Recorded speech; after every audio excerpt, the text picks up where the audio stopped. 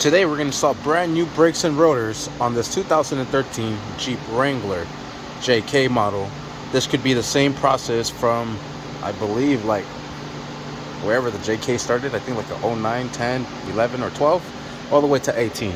Because 18 and a half is when they switched up the body style, and it is a JL, no longer a JK. I think it's a JL. I could be wrong. Don't quote me on that. But anyways, now we're going to do the driver's side. I just finished doing the passenger side like I showed you. And now let's get started right over here. I do have the vehicle lifted, and I do have the wheel off already. I have the key in the ignition, so that way I'm able to turn my rotor just by pressing in on one side. And it exposes the caliper because this is the area we're going to work on. Alright, first thing we're going to do is we're going to compress this piston here right back into the caliper.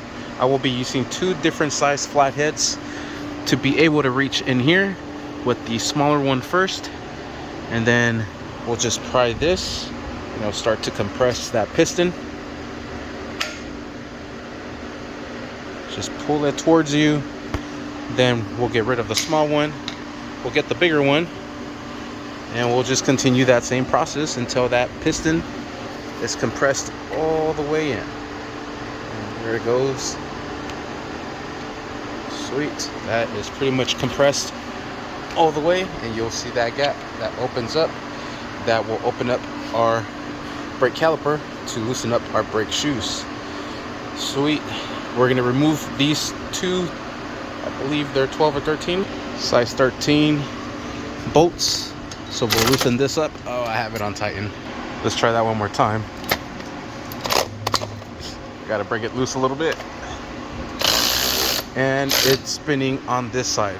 So what you have to do, because that is spinning, let's see if we can get the same effect on the top. Oh, that one actually broke loose. Oh, that one's actually spinning. All right, for this one, because there is this little rim on here, I wasn't able to fit a wrench, but I was able to use these needle nose pliers.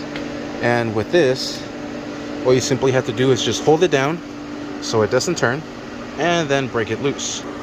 Kind of tough to record this single-handedly, so forgive me if the camera falls down. Oh, that did not go as planned. I did not have a good grip on it. Let's do it one more time. There we have it. You have to make sure you have a good grip because this is not the appropriated tool for it. We're just trying to get by. So far it works, and the reason for it is because it has this red Loctite. So let's crack the bottom one loose. All right, the best advice I could give you is go straight up so it kind of locks into place here on the actual caliper, just like so. That's kind of what helped me out. If you are just rounding out, stop. Just go buy the tool. Just stop. All right, now that we have this loose, I have this wire here that we're gonna hang our caliper up to the spring here. All right, so there it is, nice and hung. We'll remove these brake shoes and we'll toss these in the trash. Same thing with this one. You kind of want to just like peel them away on both sides. We're also going to be lubricating these caliper pins, so let's pull these back. You kind of want to be careful with this, and this is rubber, and move this back and pull this pin out. It still has pretty good amount of grease, so what I am going to do is I'm just going to clean these up and then put some brand new brake and caliper grease. So I have my rag here. I'll wipe these down, and then we'll input or insert new grease on there. All right, nice and clean, and then we'll grease this bad boy up, and you want to do it all the way up to the rim there, so that way it makes a nice good seal with the rubber. Put it all on the rod and right at the tip, just like that. Sweet.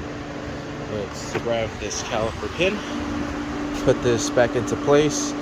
If it was super dry and dirty, I would spray this out with brake cleaner, but because it is moisty and lubricating, I don't need to do that. And there you go, that is your spring action This is in case your brakes lock up and they don't want to let go. These the grease in here inside these caliper pins are all dried. So you want to make sure you check these and lubricate these at every brake change. That's my suggestion. All right, now we're going to remove the bracket here using a 21mm socket. We're going to drive these bolts out just like so.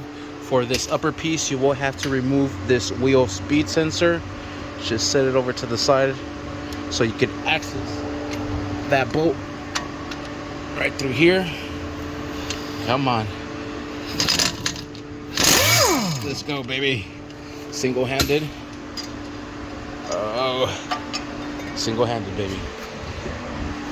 Now we're able to pull off our rotor. Stuck in there. Oh, rotor. There you go. Bye-bye, rotor. Here is the replacement brake pads. Here's the replacement brake rotor. Let's open up this bad boy here. Get it out. We'll spray some brake cleaner on the rotor. Wipe it down with a nice clean rag. Same thing for the backside. Spray this down. Wipe it down. Install it. Let's install it right in here. Watch your fingers. Sweet. Let's grab our bracket. We'll put our bracket back into place. We'll put the bracket bolts back on. I'm gonna need both hands for this. Secure these down. Same thing. There we go. Sweet. We'll put this brake sensor back into place. Just like so. All right, we'll put in our brand new shoes. Before I do that, I'm actually gonna spray some brake cleaner right where the metal contacts are at. I usually like to get the gold pads because they come with brand new hardware. I just got the basic ones for this one here. But we are going to lubricate everything here, clean everything off, put in our new shoes. We'll lubricate our shoes as well. Let's go in just like so. And like so. And you just want to install these kind of like sideways and work them in. Grab some brake grease, put them all on the shoe here. Kind of want to make like a U. That's where this is like that hitting. And the reason you want to do that is so you don't get no of the squeaking noises when you're braking. All right, we'll grab this caliper, put this back into place, and put the caliper bolts back on. All right, and we'll secure this down. And like I said, just press it up against the frame there, just to kind of help you stabilize it. Grip these for the life of you and secure that down. All right, and there we have it. Put this little center wheel hub for that, so there is no vibration on the wheel, and we are set. Now we'll put the wheels back on, lower down the vehicle. I'm gonna start the vehicle, compress the brake a couple of times. The first times it is gonna go all the way down, but by the third time it should stiffen up and you should be good to go. Let's get to it. All right, wheels are on. I'll drop the vehicle. Did you know each wheel on this freaking car weighs 130 pounds? Well, at least 35 by 12s by 50s or by 20s. 35 by 12.50. We're in 20s. Damn. And you got 4 of them, bro. All right, and we will start her up. All right. Fire it up. Pedal's gonna sink right away. It's already feeling hard. And it's pretty good already. All right, let's move it up forward. Brakes are working just as they should. Sweet. Let's check our reservoir to see how much more oil we need to fill in there. Usually when they go low and you don't add oil, when you put brand new brake pads, it should bring the oil pretty much level.